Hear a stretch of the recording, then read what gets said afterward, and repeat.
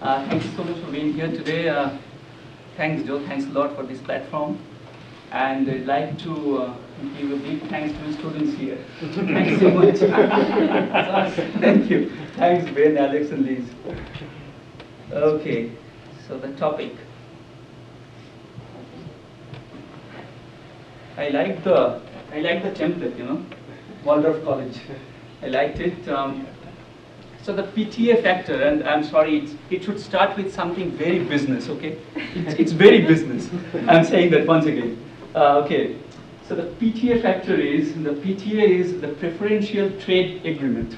Okay, preferential trade agreement. We'll talk about it. What is a preferential trade agreement? Don't worry. And how that affects the trade and corruption relation. That is the idea of this moment, okay? Now, the corruption to begin with, and as you can see, October 4th today, and we'll start with this. So I'm the first one. So corruption and trade. What is corruption? Corruption is, we all know this one, okay? This is the evil that exists from the ancient times here.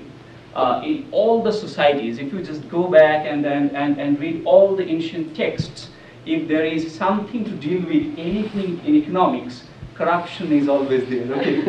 So corruption is something which is there, which would be something like a very a perennial problem, if I may say so, okay? Now, how trade, right now we are in an era which is the post-globalized era. And in that era, how free trade can change the corruption level in an economy. That's the idea of this study, okay? So it re-explores the trade and corruption relationship. It investigates the impact of a preferential trade agreement on the institutional structure of a country. And the institutional structure essentially is corruption here. Now, when we are talking about corruption, corruption is political corruption here, which is, you can say, bureaucratic corruption. The corruption is not really, say, financial corruption could be there. If we think of Enron, there was financial corruption in that case. But we are talking about political corruption, when the political parties or when the government employees are using their powers for a private gain, not for the public. That's called corruption. That's called political corruption, okay? So this is the corruption that we are dealing with here.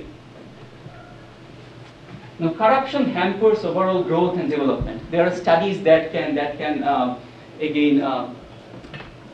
say about this. So the studies are more, it's 1998 and 1995. It says that it reduces economic growth, distort government expenditure. So it's really like you are not using your resources properly if there is a corruption. Okay. Similarly, Way in the year 2000 says that it returns foreign direct investment. And foreign direct investment in business is the key issue right now in international business. What is the amount of foreign direct investment? Okay? And finally, the study by a Princeton survey in the year 2003 shows that it reduces the effectiveness of foreign aid. This is very important for the African countries. If you just go back, and you will find that African countries are receiving huge amount of foreign aids always. But the corruption is at a such pervasive level out there that even if there is a huge foreign aid, that's not going to help